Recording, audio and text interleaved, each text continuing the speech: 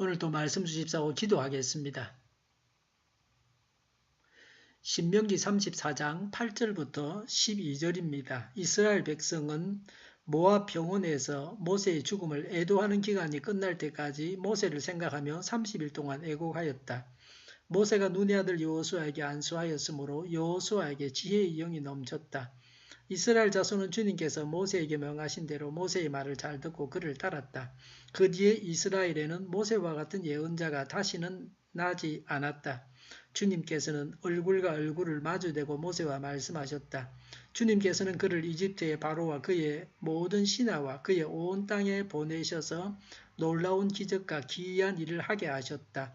온 이스라엘 백성이 보는 앞에서 모세가 한 것처럼 큰 권능을 보이면서 놀라운 일을 한 사람은 다시 없다. 아멘. 8절에 이스라엘 백성은 모압 평원에서 모세의 죽음을 애도하는 기간이 끝날 때까지 모세를 생각하며 30일 동안 애곡하였다고 했습니다. 이스라엘 백성들이 모세를 애도하며 30일 동안 곡을 했습니다. 모세가 죽고 그 슬픔을 이렇게 표현했습니다. 슬플 때는 울어야 됩니다. 그래야 정신 건강에 좋습니다. 인간 도리상으로도 공이 있는 모세를 위해서 곡을 하고 정중하게 장례식을 치러야 합니다. 장례식을 하고 울면서 죽은 사람을 떠나보내는 것입니다. 누구든지 간에 다시 이렇게 이 세상을 떠나갑니다. 누구든지 간에 다 이렇게 이 세상을 떠나갑니다. 죽고 떠나가는 것이 사람이 가는 길입니다.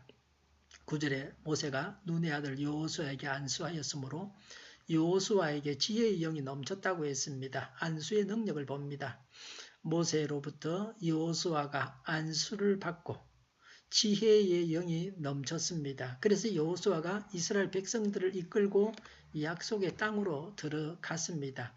9절에 이스라엘 자손은 주님께서 모세에게 명하신 대로 여호수아의 말을 잘 듣고 그를 따랐다 그랬습니다. 여호수아는 모세를 이어서 백성을 이끈 지도자입니다. 이스라엘 백성들을 약속의 땅으로 인도한 자가 여호수아입니다. 여호수아는 예수, 구원자라는 뜻입니다.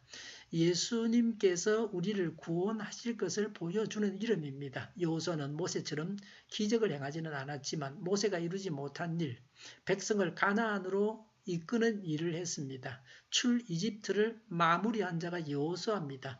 이스라엘 백성들이 예수님을 거절하고 십자가에 매단 것은 매우 불행한 일입니다.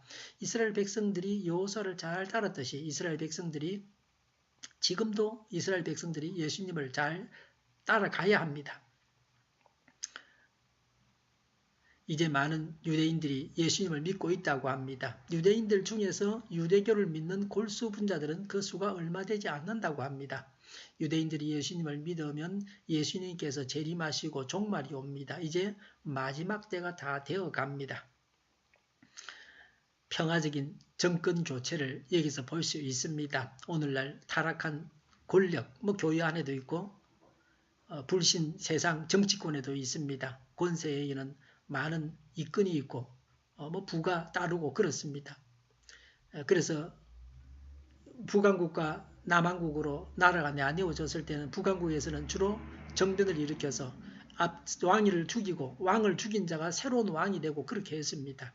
여기서는 아무도 죽이지 않습니다. 하나님의 명을 다하고 나서 모세가 죽고 그 뒤를 이어서 여호수아가 지도자가 되었습니다. 이런 통치, 하나님의 통치를 우리가 보고 또 이루어야 합니다. 오늘날도 이런 일들이 우리에게서 일어나야 합니다.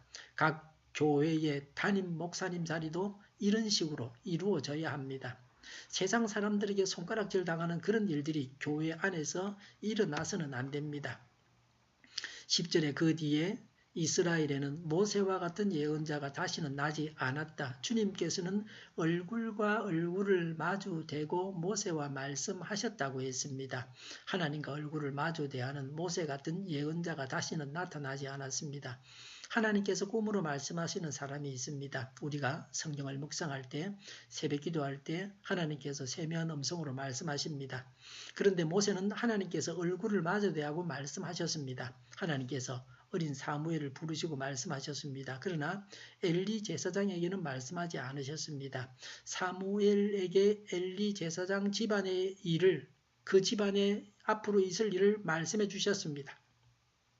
하나님께서 만나주시는 사람이 되어야 합니다. 그리고 하나님을 만나는데도 등급이 있다 하는 것입니다.